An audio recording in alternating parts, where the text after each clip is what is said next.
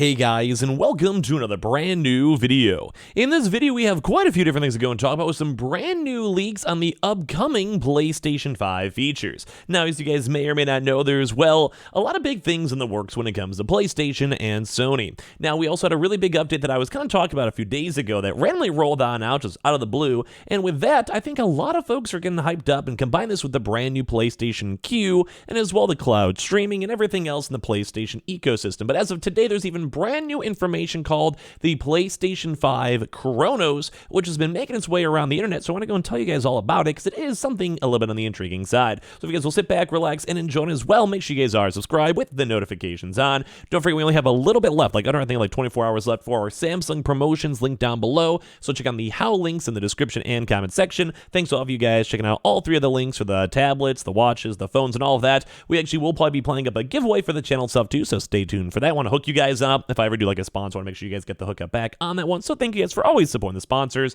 We have the Twitter and Twitch down below, and of course, give me your thoughts and comments as well. So if you guys do or do not know, there was a big leak and also brand new feature that was announced not too long ago. We made a video on this like 2 days ago or so, discussing the PlayStation 5 cloud gaming and streaming actually was being rolled out and sent out to people in their individualized emails for the brand new PlayStation 5 cloud hosting for their gaming elements. Now, this is going to be kind of cool because it was a PlayStation Plus premium perk, so it wasn't only for the essential people, but kind of tying into how it was in the prior generations for like the PlayStation Now, and also for just obviously you have to spend a little extra money to go and have cloud hosting, cloud saves, cloud computing, all that type of junk. It's now actually been pretty much rolling out to up to 4K resolution, and people have had a chance to check it out already since then. When we made the video that same day, it was only out for like an hour or so. Now it does seem like some folks have actually had a chance to go and utilize it and actually test it. Some people have ran with Fortnite so far, and they had a chance to make it run like pretty much on spot. Like it looked pretty similar. There was comparison videos, there's actual like picture like video comparisons,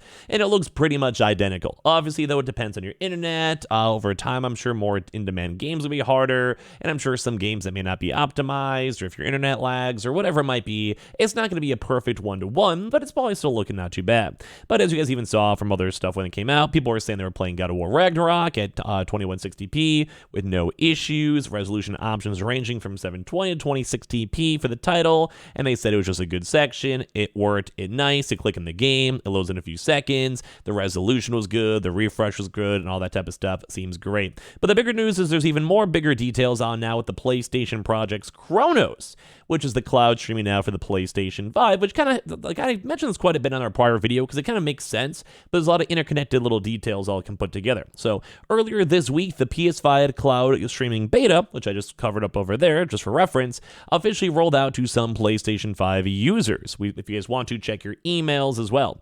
And whilst we were only able to gather that the streaming will support up to 4K, Insider Gaming sources had provided them with apparently more information too as well, with brand new streaming architecture. Now, we heard some other prior news too as well from Mark Cerny, who actually may have also been developing different types of infrastructure too as well when it comes to all this stuff. So it's even more kind of cool stuff. We may do a little bit more of a deeper dive as well in a separate video, so make sure you guys are subscribed.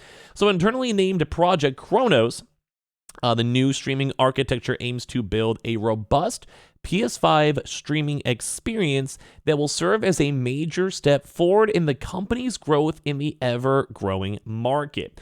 Now, you guys can probably read in between the lines over there, but it's basically them trying to go and say, we want to be a part of the PlayStation growth, like the expansion, to utilize cloud gaming.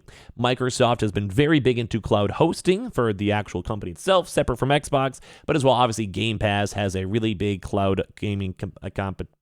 I'm trying to think of a good word for it, but basically just like there's a big part of it is also in the Game Pass ecosystem. As well, you guys probably have seen like things like the Samsung TVs. You don't even need to have a console to go and utilize the Game Pass streaming, as well as same thing with like the USB sticks and everything else. Like it's a big deal. Like it's like a big nice thing. So for this, it's understood that the development of Chronos actually began 5 years ago. So this isn't like a new thing where they're like, oh, Xbox has been doing this for the past 2 years. This is like, hey, let's go build this from the ground up and make this a big shebang. So 5 years ago, due to the complexities surrounding the PlayStation 5 SSDs. And once again, we heard more news on the PlayStation 5 SSD being very, very kind of almost like fine-tuned and specifically made for the PlayStation architecture. So whilst the SSD is very fast in the PS5, it created a new challenge that made it impossible for Sony to develop the infrastructure needed to using the current technology on the market. So I'll think of all like the functionalities or latencies, or if let's say you guys maybe use old school PlayStation Now, it's probably the best thing to compare itself to because it's literally from PlayStation. You guys have the old PlayStation Now, and it just didn't really work. Like it was good, but it wasn't optimal. Like it was basically like the baseline where yeah, you can make it work, but do you want to make people have to spend money for it? No. Do you want to make people have to, I don't know how to word this well. It just wasn't like it just wasn't good. So what they want to do is they want to start from scratch. They're like, no, we want to future-proof this. We'll make this ourselves. We'll make it specifically for the PlayStation to make it dope. So basically for that one, that meant that Sony, under the Future Technology Group, designed a completely new network storage solution based on PCIe, which is basically an internal like slot. You basically use those either for things like, let's say, a capture card or other various things like that, an NTB, which leverages the NTB in the PS5 IC co-processors. Now, a little bit above my pay grade, but once again, it's kind of just like almost like a network, maybe like imagine like a Wi-Fi type similar solution, PCI slots, at least from my limited knowledge, or more so like the specialized slots. So it's not like a USB or HDMI. You typically use that for more of like internally shoving that into your motherboard for more specialized separate things for your computer. Like I said, I think my best familiarity with that is like a capture card, which still plugs into the PC itself and has integration with it, and basically you can, I'm assuming it's a similar format, use that for like internal connections with your Wi-Fi to make sure that it has a really strong connection with like literally hosting. This is probably above my pay grade and probably a lot of people's watching pay grades, but basically it just seems like it's an internal system to make sure to optimize the cloud gaming and hosting when it comes to, well, leveraging the PlayStation 5's technology. I'm trying to sound more smart than I actually am. Hopefully you guys are getting the words I'm saying. So the final product is a custom storage server under the codename Kura, which reads up to 5 gigabytes a second with a 1 millisecond latency. So this is like actually like brand new custom technology, which is utilized to go and basically encode all of the streaming. So think about Netflix or Spotify or YouTube, whatever it might be. You're essentially always downloading something from these individualized servers to then go and have it basically play back on your basic computer, or on your PC, or on your PS5, or your Xbox, or whatever kind of cloud game you're doing, even on your phone. And that's kind of what they're using over here. They want to make sure you have a 5 gigabyte download speed, which is very big. Like, that's a very, very good sound effect, especially if you're even trying to go push for 4K. Now, if you guys ever looked at the PlayStation Now, and it's kind of good to got somewhat obsoleted, is that it was okay.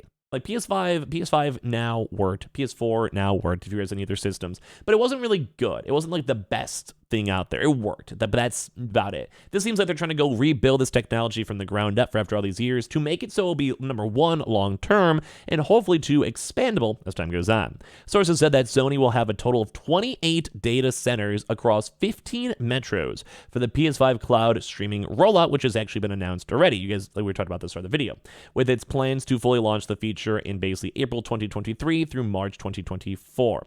So throughout the next about year or so, give or take. But as of right now, has officially rolled out. So typically, PlayStation does around like a 2 to 5 month cycle, depending on how extensive the testing is.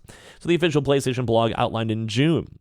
First off, we have very exciting news for PlayStation Plus Premium members. We're currently testing cloud streaming for supported PlayStation 5 games. This includes PS5 titles from the PlayStation Plus game catalog and also game trials. Some of the games we did go and see were like I saw God of War Ragnarok, Horizon Forbidden West, and I'm sure over time they'll add a few more kind of big ones, plus with the game trials. As well as supporting digital PS5 titles that players own, and a lot of folks keep on assuming this will have a tie-in with the brand new Project Q too as well. So this hasn't been fully confirmed, but everything makes sense, where they want to have the Project Q, which is the handheld consoles kind of thing I harped on a lot in my prior video, where we see this and you have the cloud hosting being compatible with either your PlayStation console, your digital games, or any of the games that are on their own hosted servers, think God of War, Horizon, etc., and that would allow you to basically seamlessly integrate that with your PlayStation handheld.